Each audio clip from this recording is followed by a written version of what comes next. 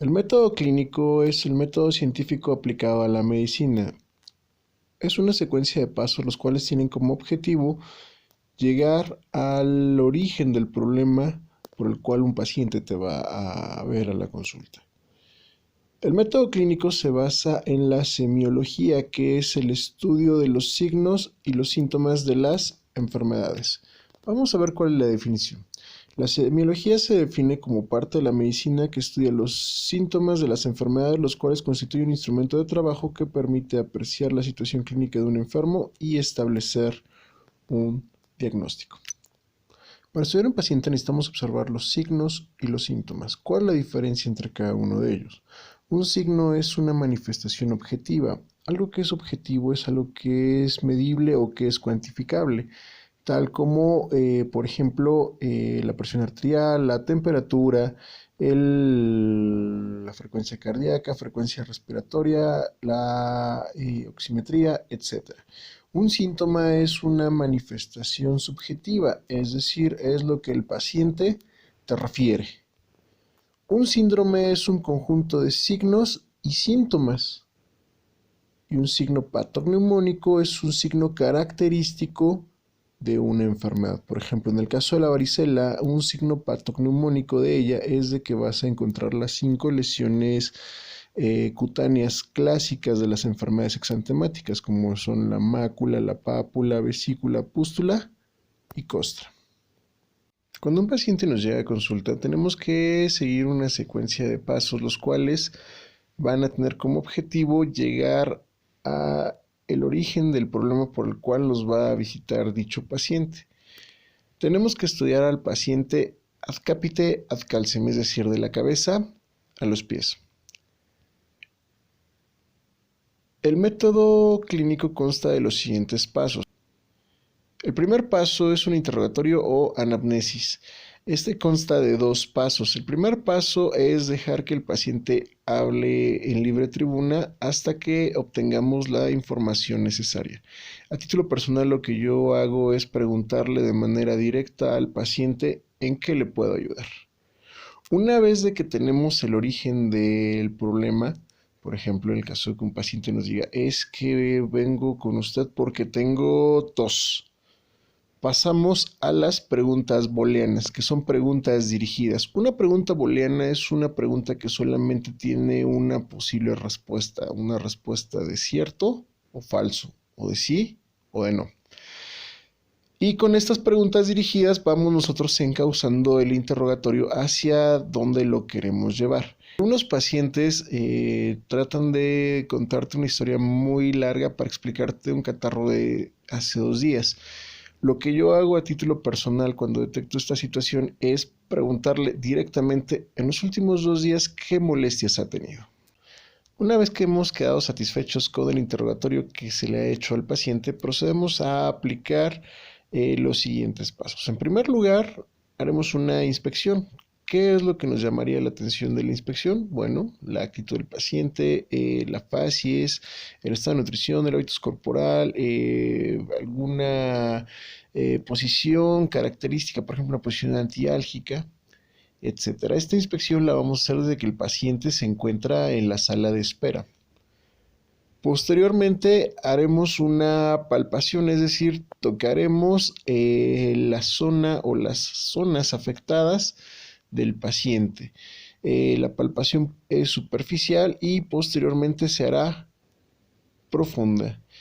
Cabe mencionar que en la inspección abdominal, cuando nosotros vamos a revisar abdomen, primero tenemos que hacer la auscultación y posteriormente la palpación. ¿Por qué? Porque abdomen es una estructura que solamente está sostenida por tejidos blandos, por músculos y fascia. Si yo palpo previamente una estructura, puedo obtener falsos negativos a la hora de que yo ausculte. Recuerden que el tubo digestivo está lleno de aire y restos alimenticios. Entonces, a la hora de yo palpar, yo puedo desplazar ese aire, esos restos alimenticios, y a la hora de auscultar, podría parecer que el paciente tiene peristalsis, aunque eso sea consecuencia de la manipulación que se hizo en la palpación. La percusión, como su nombre lo indica, es golpear la zona afectada del paciente. La percusión que se hace en medicina es una percusión digital. La técnica de percusión la veremos más adelante en un video subsecuente. Pero bueno, quédese con esta idea que la percusión es digital, es decir, ocupamos dos dedos. Las zonas que se percuten son tórax y abdomen. Y aquí lo que vamos a obtener van a ser cambios en el tono y en el timbre del sonido que obtenemos a la hora de percutir. Los tonos más comunes a la hora de percutir son en pulmones, el claro pulmonar. En abdomen podemos tener tonos timpánico, mate y submate. La variación en los tonos que obtenemos a la hora de percutir tiene que ver con las características físicas del tejido que estamos percutiendo. Por ejemplo, en el caso del claro pulmonar, el claro pulmonar se obtiene a la hora de percutir entre dos costillas en ese espacio intercostal, y este sonido es característico de una estructura que está llena de aire, en este caso del pulmón. Si el pulmón tuviera algo ajeno al aire que suele contener, habría cambios en el tono y en el timbre de este sonido obtenido a la hora de percutir. El sonido timpánico es un sonido como de tambor.